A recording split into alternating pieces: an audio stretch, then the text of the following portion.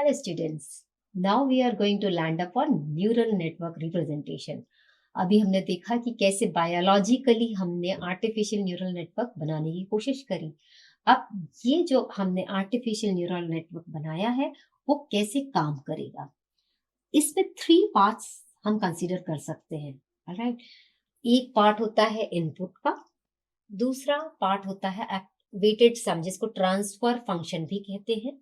उसके बाद उसमें एक्टिवेशन फंक्शन होता है और the final one is output. तो जो सबसे पहली लेयर की बात करते हैं हम, जिसे हम इनपुट लेयर भी कहते हैं, उसमें कोई कंप्यूटेशन नहीं होता, कोई कैलकुलेशन नहीं होता। जो हम डेटा दे रहे हैं, रॉ डेटा दे रहे हैं, that is your input. Okay, हाँ, ये बात ज़रूरी है कि अगर हम कोई भी डेटा दे रहे हैं तो वो एकदम ही रॉ नहीं होना चाहिए। उसको प्रोसेस्ड करके हम उसके बाद अगर मॉडल को डेटा देंगे तो हमारे मॉडल की एफिशिएंसी बहुत ज़्यादा बढ़ जाएगी। ठीक है, अगर हम जीरो वैल्यूज देने लग जाएंगे या हम यूं कहें कि हम अपने डेटा में बहुत सारी मिसिंग वैल्यूज देने लग जाएंगे तो हमारा डेटा उतने अच्छे से मॉडल पे काम नहीं करेगा। तो बस इस बात की इंश्योरिटी, इनपुट लेयर का काम है कि सिर्फ और सिर्फ डेटा को देना, पर इस बात का ध्यान हमें रखना है कि हमें अपने डेटा को प्री प्रोसेस कैसे करना है। ओके, नाउ उसके बाद जाता है आपका डेटा मिडिल लेयर में, जिसको हिडन लेयर भी कहते हैं। वहां पर वेटेड सम होता है। वेटेड सम का मतलब ये होता है कि आपका जो डेटा दिया, आपने जो इनपुट दिया है, वो किसी वेट से मल्टीप्लाई होता है और उसके बाद उसे ऐड करते हैं। तो अगर हम इसे एक मैथमेटिकली एक्सप्रेस करना चाहें तो डब्ल्यू आई, हम इसके नोटेशंस और भी पढ़ेंगे डिटेल में।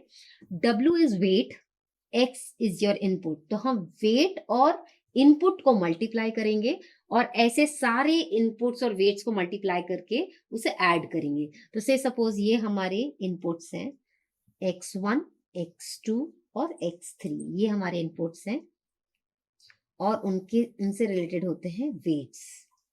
Weights are nothing but the priority और इंपॉर्टेंस ऑफ सर्टेन इनपुट। इसे हम और डिटेल में पढ़ेंगे। यहाँ पर वेटेड सम कैलकुलेट होता है, that is your W I and X I का मल्टीप्लीकेशन और एडिशन। ये वाला एक्स इस वाले वेट से मल्टीप्लाई होगा, ये वाला इनपुट इस वेट से मल्टीप्लाई होगा, ये वाला वेट इस इनपुट से मल्टीप्लाई होगा। यहाँ पर वेटेड सम आएगा। उसके बाद एक एक्टिवेशन फंक्शन लगा होगा। ये एक्टिवेशन फंक्शन किसी भी तरह से हो सकता है। इट मे हैपन कि कुछ इस तरह का हम एक्सप्रेस कर देते हैं। अभी सिग्मॉइड भी हो सकता है, वैल्यू भी हम पढ़ेंगे इसके बाद में डिटेल में। ये एक्टिवेशन फंक्शन है और इसके बाद आपको यहाँ पर आउटपुट मिलता है। ओके, सो ये जो लेयर है इनपुट की, ये तो एज इट इज है, प्रोसेस्ड डेटा होना चाहिए, बस इसका यही एक मोटिव होता है। और ये वाला जो पोर्शन हम कह सकते हैं, this is your hidden layer. ठीक है, यहाँ पर इंफॉर्मेशन को प्रोसेस किया जाता है। राइट, और यहाँ पर ट्रांसफॉर्मेशन, मतलब यहाँ पर आप एक्टिवेशन फंक्शन की तरफ भी भेज सकते हो सकता है ये पूरा पोर्शन हम इसे हिडन लेयर में कंसीडर कर सकते हैं।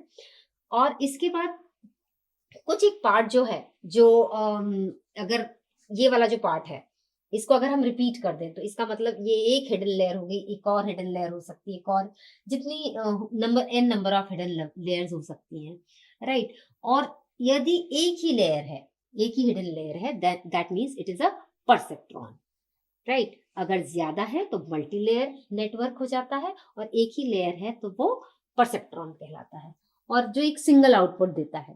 करेक्ट, आउटपुट लेयर ये आपकी लेयर है जहां पर आउटपुट आपको मिल रहे होते हैं। एक और चीज जो हम बिल्कुल भी इग्नोर नहीं कर सकते, दैट इज कॉल्ड एज बायस। ना बायस होता क्या है, ये इसका रोल क्या है? तो बायस जो होता है वो आपके एक्टिवेशन फंक्शन को डिले ट्रिगर, जैसे आप चाहते हो कि थोड़ी देर से ट्रिगर हो कोई चीज, है ना, तो उसमें बायस लगा दिया जाता है।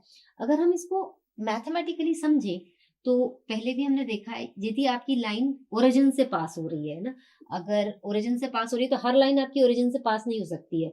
हो सकता है कहीं कहीं पर डेटा जो बेस्ट फिट लाइन होगी, यदि हमारे पॉइंट्स यहाँ कहीं ज्यादा है और अगर हम इस तरह से लाइन को बनाएं या हमारा मॉडल इस तरह का मॉडल है, तो फिर उस केस में आपके डेटा पॉइंट्स छूट जाएंगे।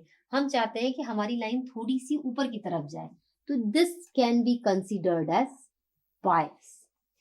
और अगर हम लाइन की इक्वेशन को ध्यान से देखें तो y equals to mx plus c, ये जो इंटरसेप्ट है this is your bias. Okay, it's a kind of a constant जो हम एक अपने डेटा को दे रहे हैं जिससे कि हमें बेस्ट फिट लाइन मिल सके। ओके, तो बायस का रोल ये है कि एक कांस्टेंट वैल्यू रहती है जो आपके डेटा को, आपके मॉडल को सही बेस्ट फिट लाइन देने में हेल्प करती है। ऑलराइट, वेट्स के बारे में हम बता चुके हैं, बायस हो चुका है, हिडन लेयर में आपको बायस मिल सकता है ना, या आप इनपुट के साथ भी देते हो, मतलब आपको हिडन लेयर में बायस देना कंपलसरी है जिससे कि आपको बेस्ट फिट लाइन मिल सके। So we'll be going all these stuff in detail in the coming sessions. Thank you.